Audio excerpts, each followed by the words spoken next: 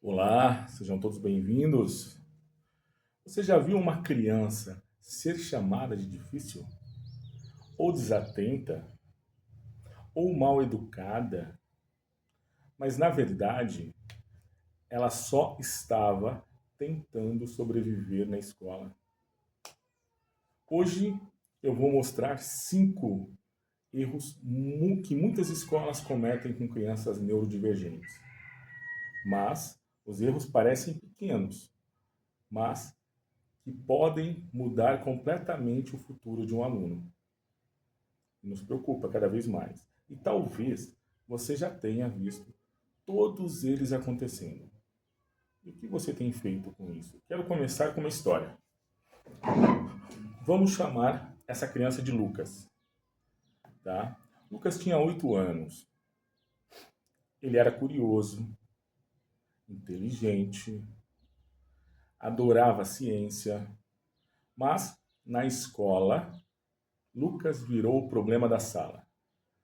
Ele não conseguia ficar sentado por muito tempo. Se irritava com barulho, às vezes saía da sala, às vezes chorava. Os professores diziam, com muita afirmativa, com muita certeza, ele precisa aprender a se comportar. A coordenação dizia, precisamos esperar o diagnóstico. Enquanto isso, o que acontece na escola? Lucas começou a acreditar em algo perigoso, né? Ele era o aluno errado, que ele não cabia naquele espaço, mas a verdade era outra. Lucas não era o problema. Não é ele o problema da escola. O problema era o sistema tentando encaixar todos no mesmo molde. Eu vou colocar todos ali no mesmo pacote. A escola moderna criada, ela foi criada por uma lógica industrial. Turmas grandes, né? Isso temos em todas as escolas, currículo padronizado, resultados previsíveis, mas é assim para todo mundo? Funciona quase como uma linha de produção. Mesmo conteúdo, mesmo tempo, mesmo ritmo, mas o cérebro humano é dessa forma? Não é padronizado. Né? Ele não é dessa forma, principalmente os cérebros neurodivergentes. Autismo, TDAH, dislexia. O que eu faço? Né? Como que eu trabalho? Esses cérebros processam o mundo de forma diferente. E é aqui que começam os erros. Como que a escola consegue trabalhar, orientar e coordenar? Primeiro erro, esperar o relatório médico para agir. Esse é o primeiro erro que a escola comete. Imagina isso. Uma criança começa a ter dificuldade, ela não acompanha a aula e aí se sobrecarrega, né? Evita tarefas, a escola percebe, mas diz, precisamos esperar o laudo. Enquanto isso, não faz adaptação. Meses passam, às vezes anos, nós sabemos que dependendo da faixa etária, nesse tempo a criança acumula frustração, ansiedade, isolamento, né? E muitas vezes pede a fase mais importante de intervenção. Aqui está o ponto crucial, né? A identificação das necessidades é pedagógica, independente do laudo médico. Não apenas aquilo que o médico atestou, não. O professor pode observar, ele deve observar. Agora, ele precisa adaptar, testar estratégias, independente se o aluno é laudado ou não, sem esperar um documento. Então, ele não precisa esperar um documento para fazer a intervenção. Ele precisa adiantar isso, tá? Organizar a trajetória do aluno. Mas vamos voltar ao Lucas. Tá? Durante 2 anos, a escola esperou o diagnóstico. Dependendo da faixa etária, mais ou menos leva aí uns 2 anos. Quando o laudo chegou, o que aconteceu? Lucas já tinha desenvolvido ansiedade escolar. Ele não odiava aprender, né? Ele odiava o ambiente onde precisava aprender. São coisas distintas. Segundo erro que a escola comete, transformar o PEI em burocracia, só mais um papel. E não é isso. O plano educacional individual deveria orientar a aprendizagem. Mas muitas vezes ele vira apenas um formulário, mais um papel que o professor tem que preencher e mandar para a coordenação. Não é assim que funciona.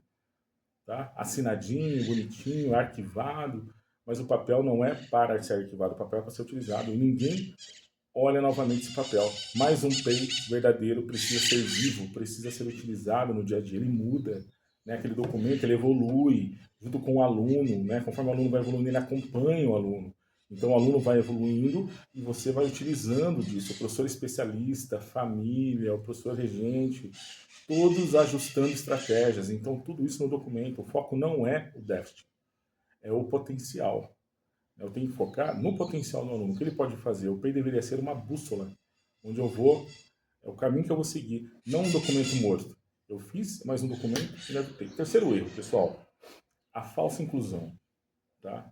O aluno está na sala, mas não participa da aprendizagem. Ele interage apenas com o mediador. O professor segue a aula, né, e se interage ali, porém a turma segue o ritmo e o aluno vira uma ilha dentro da sala. Inclusão não é presença física, só por ele estar ali, incluir ele, não. Inclusão é participação. Ele está participando? Como que eu estou participando? Né? Agora imagine essa sala de aula.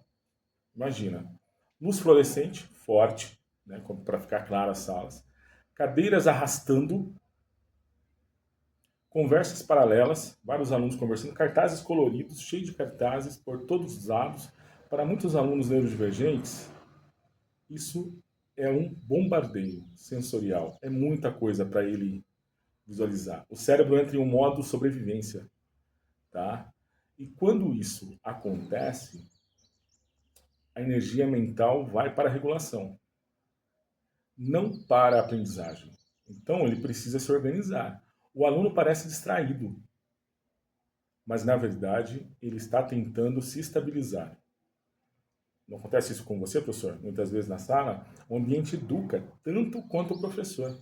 O ambiente precisa estar preparado para isso. Quinto erro: interpretar comportamento como desobediência.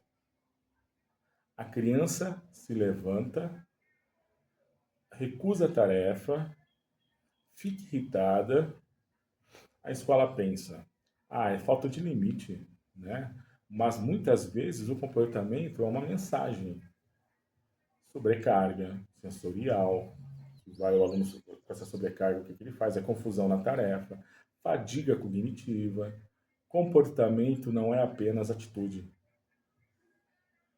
Agora vamos lá. Comportamento é comunicação, tá? Isso é o foco. O problema não é falta de boa intenção. A maioria das escolas quer ajudar, mas o problema é estrutural.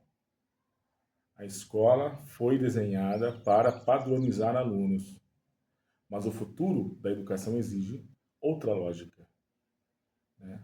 Você precisa reconhecer todos os tipos de aluno, adaptar o sistema, não o aluno. Isso é muito importante, pessoal. Se o Lucas tivesse encontrado uma escola diferente, vamos lá, talvez sua história fosse outra, tá?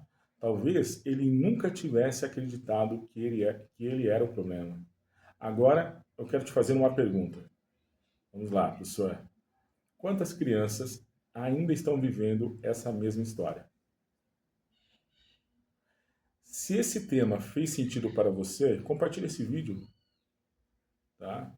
Porque entender isso pode mudar a vida de uma criança. Muito obrigado, pessoal.